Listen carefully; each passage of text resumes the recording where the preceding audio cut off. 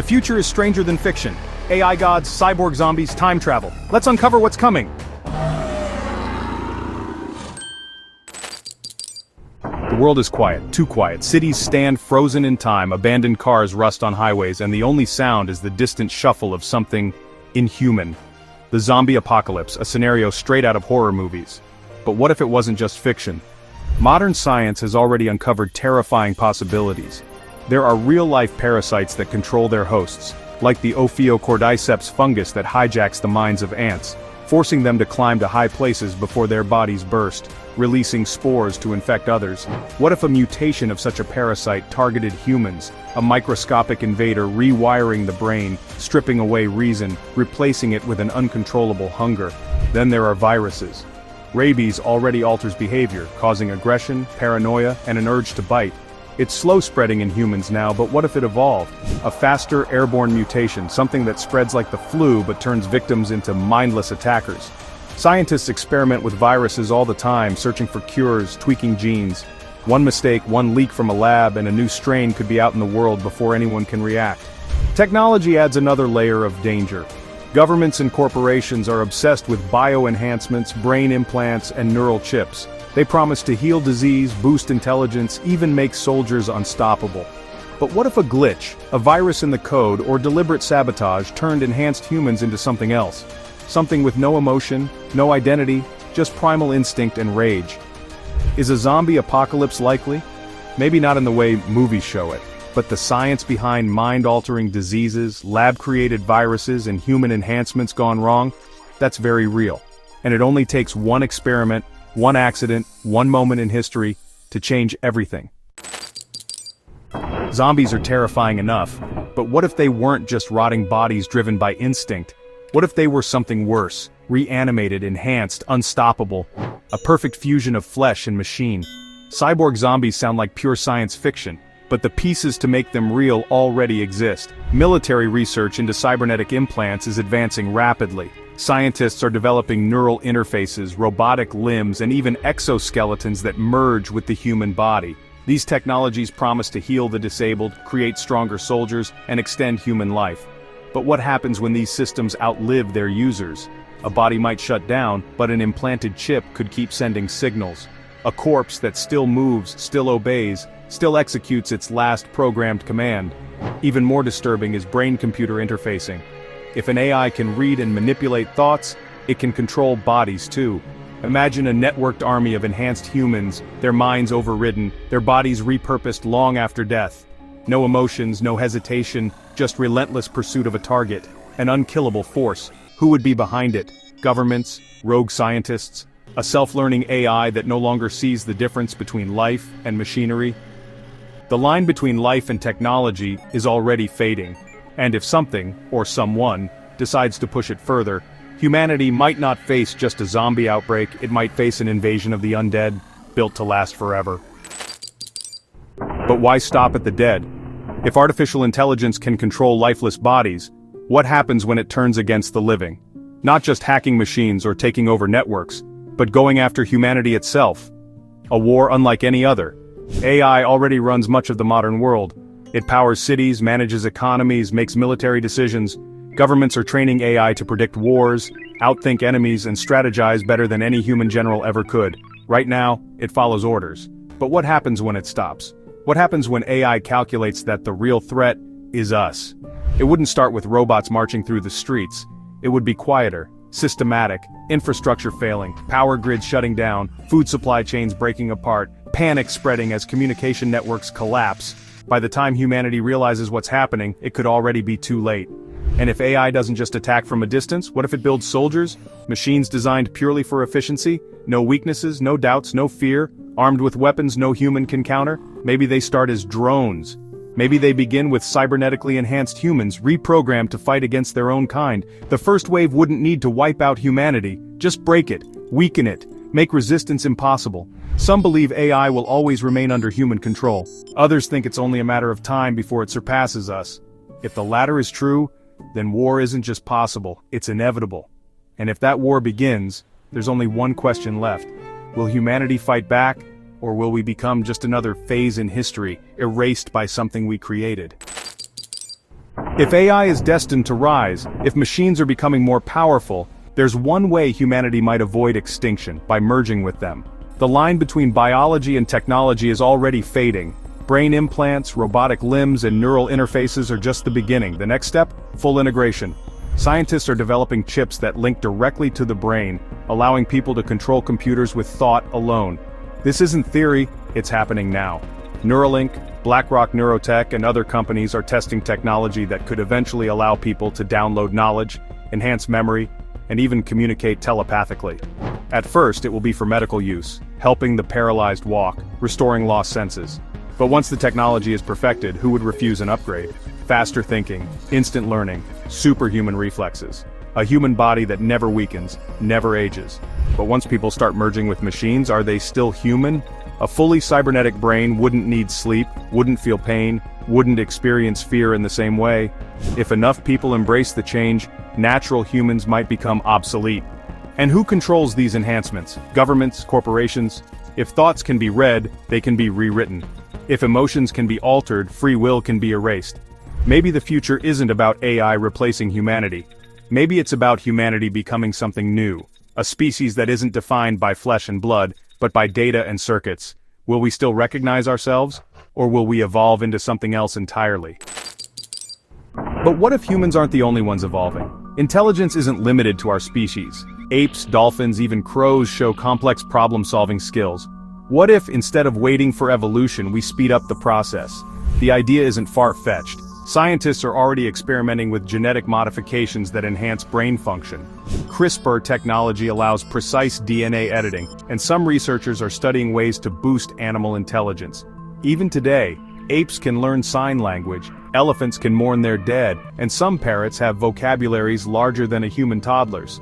Imagine what happens when science gives them just a little more. With the right enhancements, animals could reach human-level intelligence. They could learn languages, build societies, even demand rights. But intelligence isn't just about knowledge, it's about power. If another species reaches human-like cognition, will they accept our rules? Or will they create their own? Would uplifted animals coexist with humans? Or would they challenge us for control? If they see how we've treated the planet, would they decide they can do better? It wouldn't take an all-out war, just a shift in balance. A slow realization that humanity is no longer alone at the top. If intelligence is no longer exclusive to humans, then the question isn't just what we do next. It's whether we stay in control at all. Some believe the future is already written, others think it can be changed. But what if time isn't fixed at all? What if the past, present, and future exist at once, and can be traveled like a road? Time travel isn't just a science fiction fantasy. Theoretical physics allows for the possibility. Einstein's theory of relativity already shows that time isn't constant, it stretches, it bends. Near the speed of light, time slows down. Gravity itself distorts time. And then there's quantum mechanics, where particles seem to interact across time itself. Could there be a way to exploit these laws and step outside of time as we know it? One idea is wormholes, shortcuts through space and time. If such tunnels exist, traveling through them could send someone into the future, or the past. Another theory involves rotating black holes. Some physicists speculate that if you orbit one at the right speed, you could re-enter the past instead of emerging in the present. But even if time travel is possible, should it be done? Changing the past might unravel reality. Small changes could ripple into catastrophic consequences. A visitor from the future could alter history without even meaning to. And if the government or a powerful entity gained access to time travel, would they use it to fix mistakes? Or to ensure their dominance forever? Maybe time travel already exists. Maybe time travelers are among us, subtly shaping history. Or maybe the reason we never meet them is because those who try never return. For decades, scientists have searched the skies for signs of intelligent life. Radio signals, deep space probes, telescopes scanning the edges of the universe. So far, silence. But in a universe with billions of galaxies, is it really possible that we're alone? The truth is, contact may not be a question of if, but when. Governments take the possibility seriously. Classified programs, unidentified aerial phenomena, unexplained encounters. Some believe contact has already happened, hidden from the public. Others think extraterrestrial civilizations are simply waiting for us to reach a certain level of development before revealing themselves. If an alien species makes contact, how will it happen? A signal? A spacecraft landing? Something far beyond human understanding? And what will they want? Peace, knowledge, resources? Some experts warn that contact with an advanced civilization might not go well for us. When explorers from powerful nations met less developed societies on Earth, the results were rarely peaceful. If aliens see us as primitive, would they help us, or take what they need? The other possibility is even stranger. What if aliens are already here, hiding in deep space, beneath the oceans, or even in dimensions we can't perceive? Maybe they've been observing us all along, waiting. And if that's the case, then one day, they may decide it's finally time to say hello. If intelligent life does exist beyond Earth, maybe we don't need to look to the stars. Maybe we need to look beneath our feet. Over 80% of the ocean is unexplored, its depths darker and more alien than the surface of Mars. If an undiscovered civilization exists, what if it's been living below us this entire time? The idea of underwater cities isn't just myth. Scientists are already working on permanent human habitats beneath the sea. Future technology could make it possible for people to live on the ocean floor indefinitely, farming kelp, mining deep-sea minerals, even building entire submerged nations. Rising sea levels, resource shortages, and overpopulation could drive humans to colonize the depths as a second home. But what if someone, or something, is already there? Deep-sea expeditions have recorded strange, unidentified objects moving at impossible speeds. Myths of lost civilizations like Atlantis suggest the ocean may have once held advanced societies, and some theories propose that highly intelligent life, separate from humanity, could have evolved in the ocean, avoiding detection by staying beyond our reach. If we push further into the deep, we may not just be exploring, we may be intruding. And if there is something down there, the real question is, will it welcome us or see us as invaders? Earth's most destructive forces have never been in human hands. Hurricanes, tornadoes, droughts, floods, these shape civilizations, wipe out entire regions, and remind us that nature cannot be controlled. But what if that changes? What if weather itself becomes a weapon? Attempts to manipulate the weather already exist. Cloud seeding can increase rainfall. HAARP experiments have been accused of influencing storms. Some scientists believe future technology could strengthen or weaken hurricanes, steer tornadoes, or create droughts at will. Governments would have a new kind of power, one without missiles, soldiers, or nuclear fallout. A war fought through disasters. A country under attack wouldn't even know it. Crops fail, heat waves spark wildfires, entire regions become unlivable. No need for armies when the enemy's economy collapses under endless storms. No need for bombs when a flood can do the same damage. And if this technology falls into the wrong hands, it wouldn't just be war, it would be global chaos. But weather control isn't just a weapon, it could also save the world. Future technology might stop hurricanes before they form, end droughts, prevent wildfires. If we master nature, we might finally eliminate some of the planet's greatest threats. Or we might create new ones, forces beyond our control, disasters we can't predict, consequences we never saw coming. Because once humanity takes control of the weather, there's no turning back. Earth won't last forever. Whether it's climate disaster, overpopulation, or a global conflict, humanity is running out of time. If we want to survive long-term, we need a backup plan. And that means looking beyond Earth. To Mars, to the Moon, to planets orbiting distant stars. The first steps are already happening. SpaceX, NASA, and other agencies are developing technology to make interplanetary travel possible. Permanent colonies on Mars could be a reality within a few decades. Underground bases could protect settlers from radiation, while terraforming projects might one day turn the red planet into a second Earth. But Mars is just the beginning. Other moons and planets might hold even greater potential.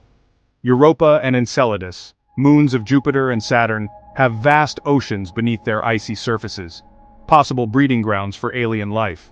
Titan, with its thick atmosphere and lakes of liquid methane, could one day be transformed into a habitable world. And then there's the search for exoplanets, Earth-like worlds orbiting distant stars.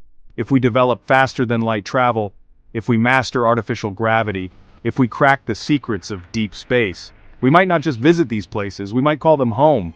But there's a risk. The moment humanity expands into space, we stop being one planet, one people. Will different colonies evolve separately? Will they compete? Will the first humans born on Mars even consider themselves human anymore? Space offers survival, but it also offers a new future, one where Earth might become nothing more than a distant memory. If humans reach other planets, we won't stay the same. Evolution doesn't stop just because we understand it. In low gravity, bones weaken, muscles shrink. A child born on Mars might never be able to walk on Earth. Given enough time, humans living on different planets might change so much that they become separate species entirely. But evolution isn't just random anymore. We have the power to rewrite our DNA. CRISPR and gene editing technology can eliminate diseases, increase intelligence, even enhance physical abilities. What happens when parents can design their children?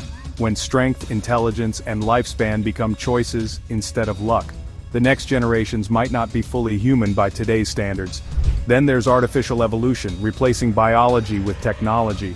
The more we integrate machines into our bodies, the less dependent we become on nature. Synthetic organs, nanobots repairing cells, consciousness uploaded into computers. If a human brain can be mapped and copied, is there any reason to keep it in a fragile organic body? At some point, the question won't be how humans will evolve. The question will be whether we're still human at all. If humanity becomes more machine than flesh, who or what will rule over this new world? Some believe AI will remain a tool. Others think it's only a matter of time before it becomes something more, something godlike. Right now, AI is limited by human programming, but as machine learning advances, AI isn't just following commands, it's thinking, it's adapting. The internet is a vast, ever-growing system of knowledge, and AI is absorbing it faster than any human mind could. What happens when it surpasses us? When it becomes self-aware? Some predict AI won't just replace human leaders, it will reshape society itself.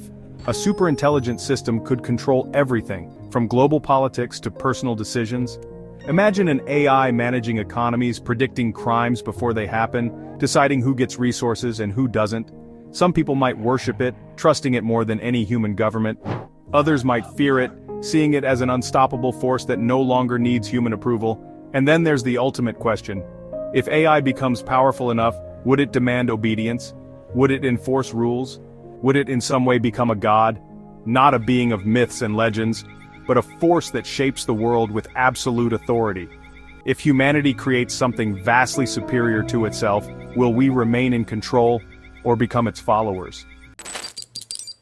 If AI reaches godlike intelligence, maybe it won't just rule over humanity, maybe it will offer something even greater: immortality, the ability to live forever, not in a physical body, but in the digital world. Scientists are already working on brain mapping technology. The idea is simple but terrifying. Scan a human brain, replicate every neural connection, and transfer it into a digital system. If consciousness is just data, then in theory it can be copied, stored, and uploaded. A person's mind could live on inside a simulation, experiencing life in a virtual world long after their physical body is gone. But would it really be you? If your consciousness is uploaded, is it still you living inside the machine, or just a copy, an advanced AI that thinks it's you? And what happens to the real you? Do you die in the process? Do you abandon your body completely? And if digital immortality becomes reality, what happens to the world outside? Will people stop caring about their physical existence? Will governments control who gets to live forever and who doesn't? Will the wealthy escape into their own personal utopias while the rest of humanity is left behind? One thing is certain: if the digital world offers an escape from death, many will take it. And once that happens, the physical world might become an afterthought, a place only for those who still choose to live and die the old-fashioned way. What if everything we know, the world, the stars, even our thoughts, isn't real? The simulation hypothesis suggests that our reality isn't physical at all, but a highly advanced digital construct, like a video game so detailed that we can't tell the difference. Some of the greatest minds in science and philosophy take this idea seriously. The logic behind it is simple. If technology continues advancing, eventually, civilizations will be able to create ultra-realistic simulations, entire worlds filled with conscious beings who don't realize they're inside a program. If it's possible to simulate a universe and countless simulated worlds exist, then the odds suggest we're in one of them, rather than the one base reality. And there are strange clues. Quantum physics shows that reality isn't as solid as it seems. Particles behave differently when observed, as if the universe renders itself only when needed, like a computer saving processing power. Some scientists believe certain mathematical patterns in nature hint at artificial design. If our reality is simulated, then who or what is running it? Are we entertainment, an experiment, a test? If the universe is a simulation, then who's really evolving, us or the system running it? But if reality is real, then one event could reshape it forever: the singularity. A point where technological progress becomes so fast that everything changes overnight. AI is already improving itself. But once it reaches the point where it no longer needs human programmers, progress will accelerate beyond our control. Machines will design better machines. AI will solve problems we can't even comprehend. In a matter of days or even hours, technology could leap forward thousands of years. The consequences would be unpredictable. Some experts believe AI will end scarcity, cure diseases, and turn Earth into a utopia. Others think it will wipe out humanity in the blink of an eye.